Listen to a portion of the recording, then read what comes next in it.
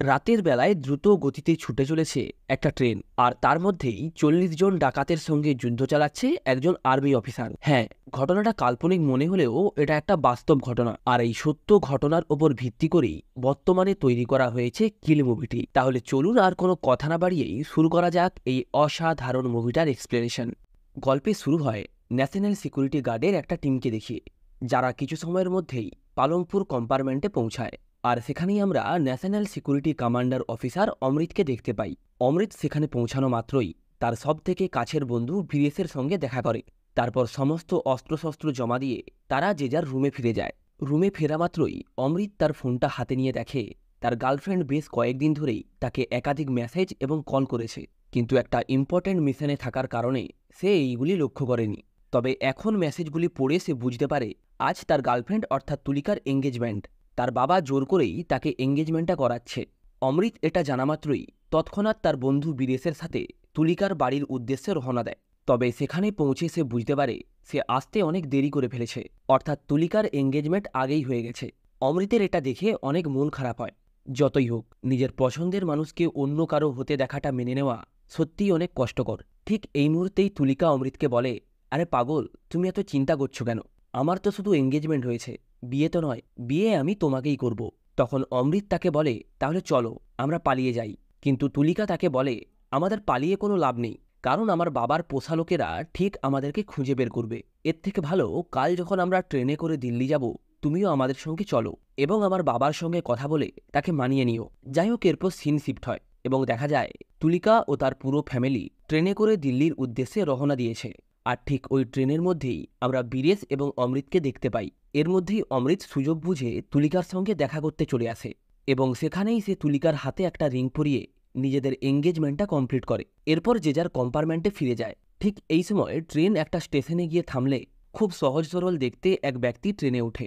আর ট্রেনে ওঠা মাত্রই সে ওই ট্রেনের মধ্যে থাকা একজন পুলিশ অফিসারকে নৃশংসভাবে হত্যা করে। এখানেই আমরা জানতে পারি আসলে ওই ব্যক্তির নাম হলো ফ্যানি। সে এবং তার দলের বেশ কিছু লোক এই ট্রেনের সামনের 4টা বগিতে উঠেছে লুটপাট করার জন্য। তবে অবাক করার মতো একটা বিষয় হলো তাদের দলের সমস্ত লোক তাদের আত্মীয়, অর্থাৎ তারা সপরিবারে ট্রেনে ডাকাতি করতে এসেছে। এরপর আর কি, তারা ট্রেনের সমস্ত যাত্রীদের কাছ থেকে সমস্ত দামি দামি জিনিসপত্র অর্থাৎ টাকা পয়সা, দামি দামি গয়না এবং মোবাইল সবকিছুই ছিনিয়ে নিতে থাকে। যাত্রীরাও তাদেরকে সবকিছু দিয়ে দিতে বাধ্য হয়, কারণ ওই ডাকাতদের কাছে ধারালো অস্ত্র ছিল। একটা বগি লুট করার পরে তারা যখন দ্বিতীয় বগিতে যায়, তখনই ফ্যানির নজর পড়ে সেখানে উপস্থিত তুলিকার ওপর। সে তুলিকার সৌন্দর্যে মুগ্ধ হয়ে যায় এবং তাকে নিজের সঙ্গে নিয়ে যেতে চায়। কিন্তু তখনই তুলিকার বাবা এসে ওই ডাকাতকে বাধা দেয় এবং তাকে বলে, তুমি যেটা করছো সেটা ঠিক নয়, আমি চাইলেই তোমাকে পুলিশে ধরাতে পারি। তখনই ওই ডাকাত দলের আরেকজন লোক অর্থাৎ ফ্যানির আঙ্কেল সামনে চলে আসে। সে ফ্যানিকে বলে, আরে আমি তো এনাকে চিনি, ইনি হলেন এই শহরের সবথেকে বড় বিজনেসম্যান। এটা শোনা মাত্রই ফ্যানির মাথায় একটা বুদ্ধি আসে। সে বলে, তাহলে আমাদের আর ট্রেন ডাকাতি করে লাভ কি? এই ব্যক্তি এবং তার পরিবারকে কিডন্যাপ করে নিলেই আমরা এদের ব্ল্যাকমেল করে অনেক টাকা কামাতে পারবো। এরপর ওই ডাকাতের দল তুলিকা এবং তার পুরো ফ্যামিলিকে সেখানে বেঁধে রাখে। অন্যদিকে দেখা যায় ডাকাতের দলের কিছু লোক অমৃত ও বীরেশের কাছে এসে তাদেরও ফোন ছিনিয়ে নেয়। তবে এইসব ঘটনা দেখে তারা বেশ চিন্তিত হয়ে পড়ে। তারা তুলিকা ও তার ফ্যামিলিকে নিয়ে চিন্তা করতে থাকে। তাই তারা তুলিকা ও তার ফ্যামিলির খোঁজ নেওয়ার জন্য সামনের দিকে এগিয়ে যেতে থাকে। এভাবেই খুঁজতে খুঁজতে একটা বগিতে গিয়ে দেখে ডাকাতের কিছু লোক তুলিকা ও তার ফ্যামিলিকে আটকে রেখেছে এবং তাদের সাথে খুব খারাপ ব্যবহার করছে। তাই তুলিকা ও তার ফ্যামিলিকে ওই ডাকাতদের হাত থেকে বাঁচাতে অমৃত ও বীরেশ তাদের সঙ্গে ফাইট শুরু করে।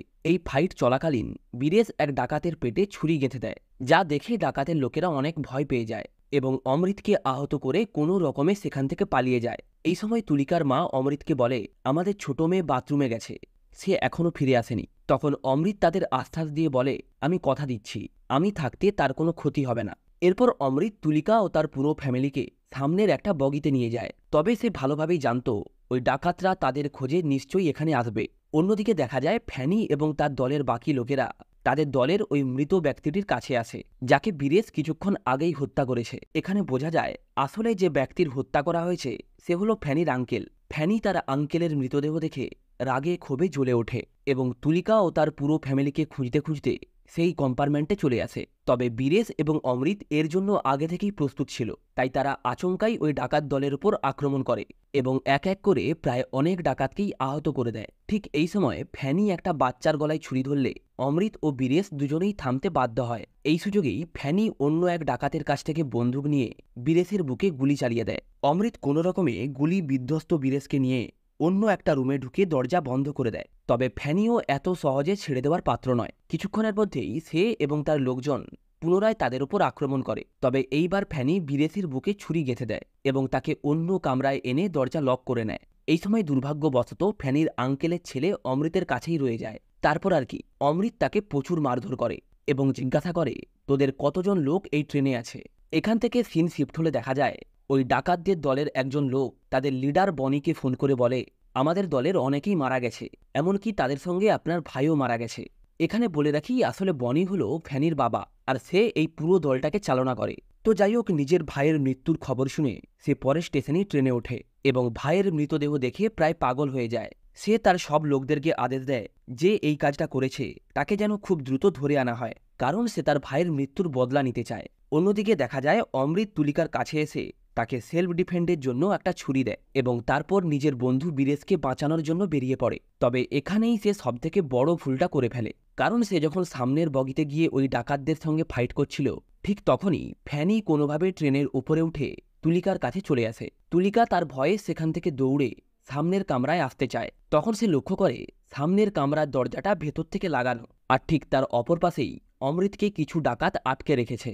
এরপর ফ্যানি অমৃতের চোখের সামনেই তার প্রেমিকা তুলিকার পেটে ছুরি গেঁথে তাকে ট্রেন থেকে নিচে ফেলে দেয়।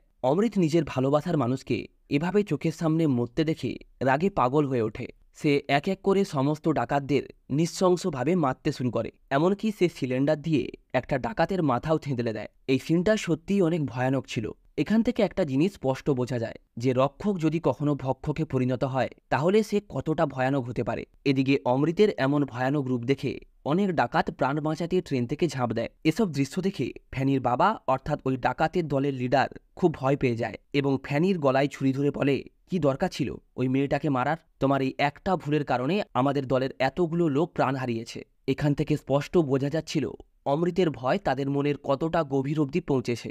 এরপর অমৃত ওই ট্রেনের কিছু সাধারণ মানুষদের সুরক্ষা দেওয়ার জন্য সামনের বগিতে নিয়ে যায় এবং নিজের ক্ষতস্থানে ঔষধ লাগিয়ে পুনরায় ফাইটের জন্য রেডি হয়। অন্যদিকে ডাকাতেরা সামনের বগিতে আসলে দেখা যায় তাদের দলের এক একজন সদস্যকে নির্মমভাবে মেরে ট্রেনের মধ্যে ঝুলিয়ে রাখা হয়েছে। এমন নির্মম এবং ভয়ানক দৃশ্য দেখে ডাকাতদের অন্তরাত্মা কেঁপে ওঠে। এদিকে অমৃত একটা দড়ির সাহায্যে ট্রেনের সামনের দিকে বগিতে চলে যায় এবং সেখানে সবাইকে তুলিকার বোনের কথা জিজ্ঞাসা করতে থাকে, কিন্তু তারা কেউ কিছু বলতে পারে না। সিন তুলিকার বাবার কাছে আসলে দেখা যায় সে ট্রেনের মধ্যেই কিছু কাপড়ের ওপর অ্যালকোহল ঢেলে তাতে আগুন ধরিয়েছে। এই আগুন দেখা মাত্রই সিগন্যালের দায়িত্বে থাকা লোক ট্রেনের ইঞ্জিন রুমে সিগন্যাল দেয়। তখন ট্রেনে উপস্থিত থাকা পুলিশেরা জানতে পারে এই ট্রেন ডাকাতরা হাইজ্যাক করেছে। এই সময় ডাকাতদের দলের লিডার ঠিক করে তারা সবাই এখান থেকে পালাবে। এরপর তাদের দলের কিছু লোক যখন সেখান থেকে পালাতে থাকে তখন বীরেশের কথা শুনে পুলিশ তাদের উপর গুলি চালাতে থাকে। এদিকে অমৃত ধীরে ধীরে বগির সামনের দিকে এগোচ্ছিল। তখনই সেখানে কিছু ডাকাতদের সঙ্গে তার পুনরায় ফাইট শুরু হয়। তবে এই ফাইট চলাকালীন একটা ডাকাত যখন অমৃতকে প্রায় ট্রেন থেকে ফেলেই দিচ্ছিল তখনই ওই বগিতে উপস্থিত কিছু মহিলা ওই ডাকাতকে মারতে থাকে এবং অমৃতকে কোনোভাবে বাঁচিয়ে নেয়। কিছুক্ষণ পরে ডাকাতদের লিডার সেখানে আসলে সে তাদের ওই সদস্যের মৃতদেহ দেখে ঘাবড়ে যায়। এখান থেকে সিন বলদেব অর্থাৎ তুলিকার বাবার কাছে শিফট হয়। দেখা যায় সে পুলিশের সাহায্যে তার ছোট মেয়েকে খুঁজে পেতে সক্ষম হয়েছে। তবে দুর্ভাগ্যবশত ঠিক ওই সময় ফ্যানিও ওই বগিতে চলে আসে। সে সেখানে আসা মাত্রই এক পুলিশ অফিসারকে ছুরি দিয়ে হত্যা করে। এরপরেই ফ্যানির সঙ্গে বীরেশের লড়াই শুরু হয়। তবে বীরেশ আগে থেকেই অনেক আহত থাকায় ফ্যানি খুব সহজেই তাকে মেরে ফেলে। অন্যদিকে অমৃত ডাকাতদের সঙ্গে ফাইট করতে করতে একটা পর্যায়ে ডাকাতদের হাতে ধরা পড়ে। তখন ডাকাতরা তাকে টানতে টানতে সামনের দিকের একটা বগিতে নিয়ে আসলে সে দেখে ফ্যানি তার বন্ধুকে মেরে ফেলেছে, যা দেখে সে অনেক ভেঙে পড়ে এবং রাগে তার চোখ মুখ লাল হয়ে যায়। এটা দেখা মাত্রই ফ্যানির বাবা অর্থাৎ ডাকাতদের দলের লিডার ফ্যানিকে বলে, তুমি ওর গার্লফ্রেন্ডকে মেরেছিলে, তাই ও আমাদের এতজন সদস্যকে মেরে ফেলেছে, এখন আবার ওর বন্ধুকে মেরেছ, এবার ও কি করবে সেটা ওই জানে। এই কথাটা বলতে বলতেই অমৃত তার ভয়ানক রূপ ধারণ করে এবং ওই ডাকাত দলের লিডারের মুখে একটা অ্যালকোহলের বোতল ঢুকিয়ে সেটাতে আগুন ধরিয়ে দেয়, যার কারণে তার পুরো মুখে আগুন ধরে যায় এবং সে সেখানেই মারা যায়। এই ভয়ানক দৃশ্য দেখে বেশ কিছু ডাকাত আতঙ্কে ট্রেন থেকে ঝাঁপ মারে। এখন ট্রেনের মধ্যে রয়ে গেছে ফ্যানি একা। এরপর আর কি, ফ্যানির সাথে অমৃতের লড়াই শুরু হয়। অমৃত ফ্যানিকে তুলিকার কথা মনে করতে করতে অনেক মারধর করে, যার কারণে ফ্যানি সেখানেই মারা যায়। ট্রেন সামনের স্টেশনে থামলে দেখা যায় সেখানে বহু সংখ্যক পুলিশ বন্দুক হাতে হাজির হয়েছে। তবে এখন তাদের আশা বৃথা, কারণ অমৃত আগেই সব শেষ করে দিয়েছে। এরপর অমৃত আহত অবস্থায় ট্রেন থেকে নেমে স্টেশনে থাকা বেঞ্চে বসে কল্পনা করতে থাকে তার গার্লফ্রেন্ড তার পাশেই বসে আছে। আর এর সাথেই এই অসাধারণ মুভিটা এখানেই শেষ হয়। বন্ধুরা, ভিডিওটা যদি ভালো লাগে থাকে তাহলে অবশ্যই একটা লাইক করবেন আর সাবস্ক্রাইব করবেন ফিল্মেশন ওয়ার্ল্ড। তাহলে আজ এই অবধি, দেখা হচ্ছে নেক্সট ভিডিওতে নতুন কোনো মুভির এক্সপ্লেনেশন নিয়ে।